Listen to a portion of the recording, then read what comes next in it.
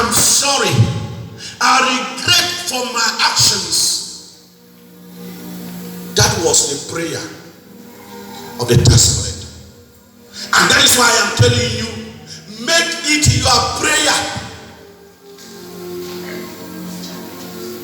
Make it your prayer. You can as well tell Father Clement, Father Clement, make it your prayer. I am not worthy. I am not worthy. I am sorry. I am sorry. I regret the actions that I have done. That was the prayer of this man. That was the content of his prayer. The prayer was very simple prayer. Lord, be merciful to me, a sinner. Now, in some texts, they put the article they. Here it is said, a sinner. In some texts, they said, Lord, be merciful to me, the sinner. The sinner. Not a sinner, as it is rendered here. The sinner. That means he is the chief sinner. The definite article, the sinner. If you want to count sinners, not waste your time. Now him the original sinner. When you say a sinner, it may mean there are other sinners. The article they means he is the only sinner by our own understanding and recollection. I think he was like saying, I am the only sinner in this world. But the Pharisee was saying, I am the only righteous man on earth. See the opposite. I am the only righteous man. And the man, the testator was saying, I am the only sinner. The sinner. So, the prayer was very simple. And let me tell you also, he was not lying. He was not lying. He was not pretending. He was speaking the truth. Like David will cry out in Psalm 51, Lord, have mercy on me. Have mercy on me, for I have sinned against you. My sins are before me. I know my sin. He was sincere. He was telling the truth. That psalm was the psalm he prayed after he had an encounter with Bishop.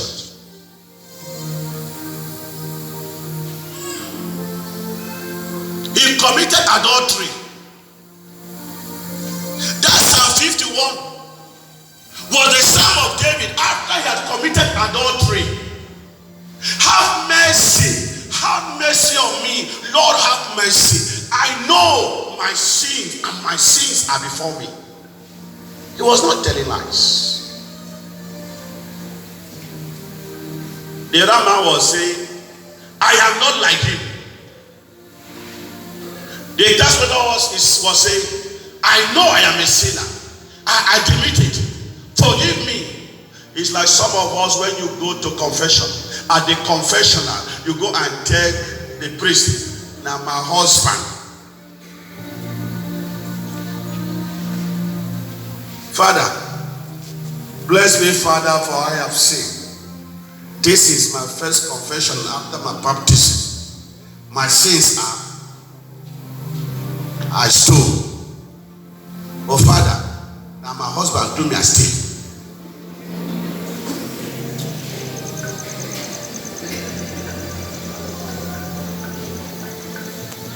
You are not ready to admit the mistakes.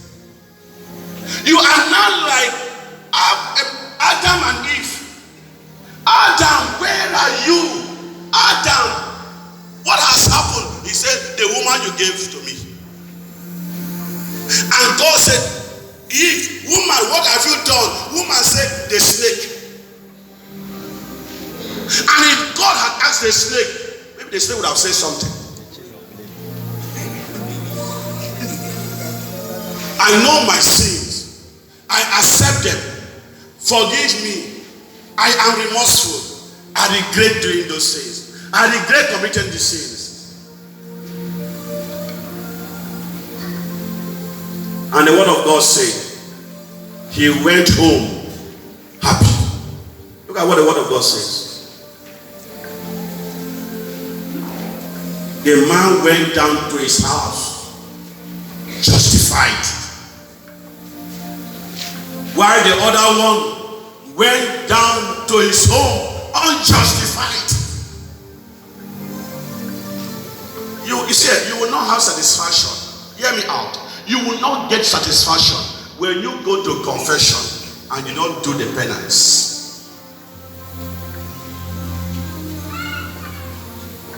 Some of you, the sin still they haunt you.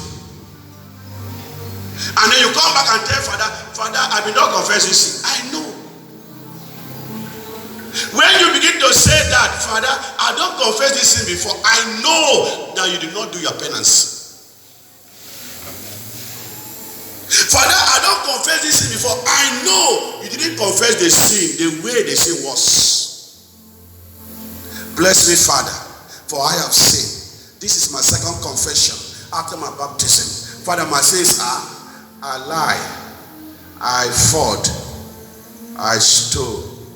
For this and others that I cannot remember, Father, I beg for pardon and absolution from you. But you just committed adultery. The adultery you committed yesterday is the one you are saying, Father, for the ones I cannot remember.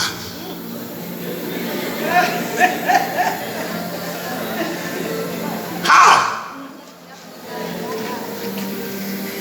The granola you stole yesterday, the firewood you stole yesterday, is the one you are telling Father, Father, for the ones that I cannot remember. Who told you you can't remember? And that is why you don't have satisfaction. That is why you come back again and say, Father, I will not confess this sin before. Because you were not sincere.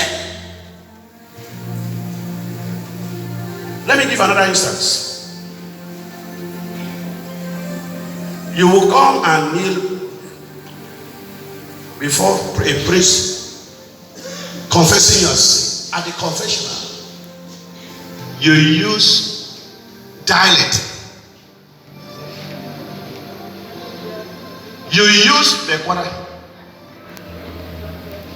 And then at the end you say, Father, I don't finish. Now who gives you the English language?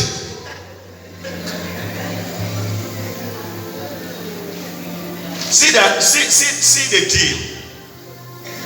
You are taking when you mention these sins. But I go say, it's too much. You don't want a priest to know that you committed fornication. You don't want a priest to know that you stole. You don't want a priest to know that you committed adultery. And so you decide to use language. And then at the end you say, Father, I don't finish. You will never have satisfaction. You will never go home justified. Because even at the confession, you are lying. The man was lying, living right in church. He stood in the church and was lying. I am not like this man who told you. Perhaps he's even worse than that man. But because he wanted to show pride. Pride was the one that was talking to him. One thing with pride is this: pride makes you to pray or to discuss the limitations of others. You will never see your own. You have a lock in your eye. You don't want to remove the lock in your eye. You are interested in removing the speck in somebody's eye. Pride makes you not to see yourself. Pride makes you to see others, the faults of others, the limitations of others, the weaknesses of others, the frailties of others. That is pride at work. Humility is the opposite. Humility helps you to see yourself and see yourself as nothing. Humility makes you to be like the tax collector that will say, God, have mercy on me. I am a sinner. You accept it.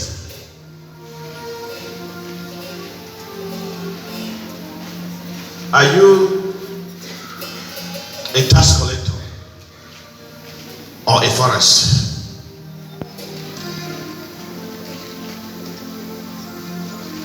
The parable tells us certain things about prayer. Quickly, I don't have time. 1. No man who is proud, hear me out. No man, no woman who is proud can pray. There's somebody next to you. No man or woman who is proud can pray. Talk about for language.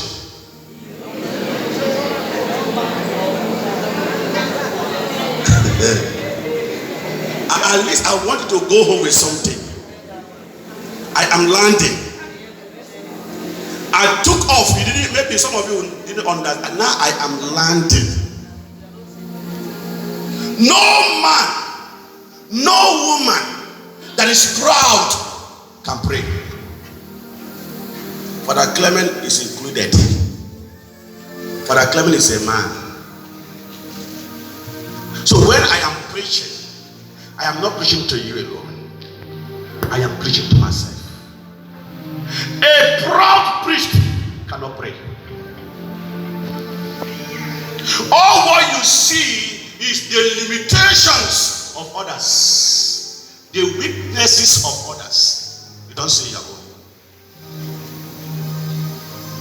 So this parable is telling us something. That a proud woman cannot pray. A proud man cannot pray. It's only a humble man that can pray. A humble woman that can pray. Humility helps you to see yourself and beg God and cry for what you have done.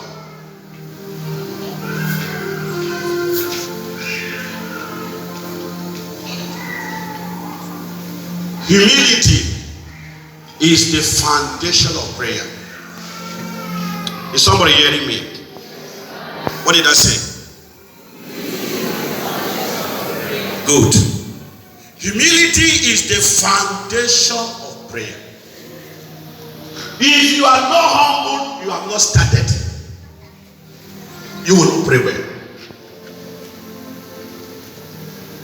Only when we are humble to acknowledge that we do not ought to know how to pray the way we ought to, then we have started praying.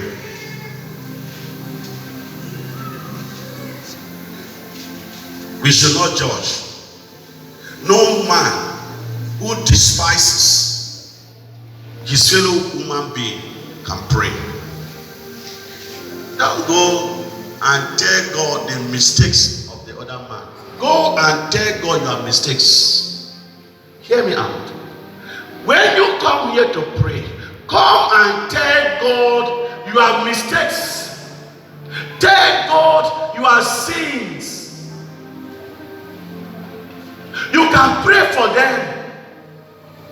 If you know that I am weak, you can put it as a prayer point and pray for the grace. God, give Father Clement the grace.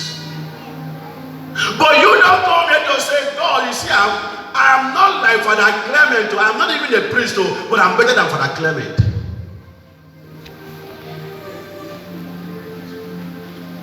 You don't come to despise me.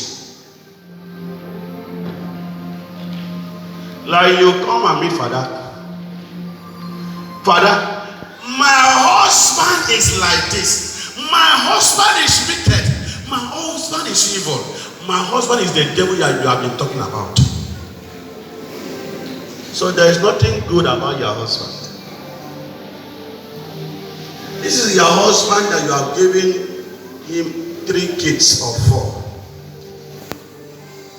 How were you doing it? So you were eating and sleeping with the devil. Can you not see one aspect in your husband and appreciate God?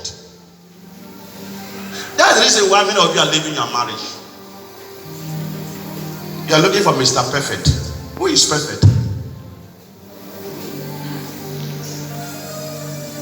Your husband is not 100% evil.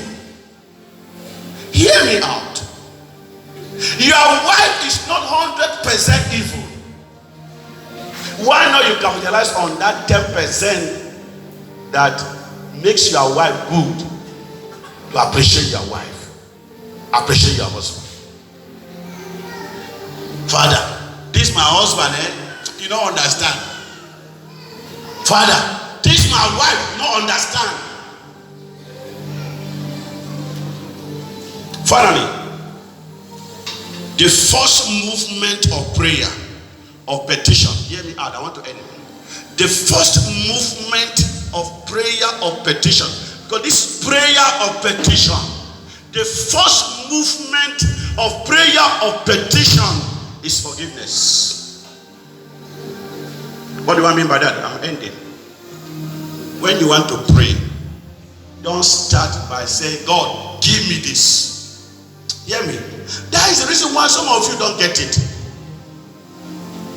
When you want to pray, the prayer of petition, the first thing is, God, have mercy on me. Have mercy on me. Have mercy on me. God, forgive me. Forgive me. And then you ask. Some of you just come, God, I want this. I want picking. God, I want this. God, I want this. God, I want this. In your unworthiness, the prayer of the tax collector, make it your prayer.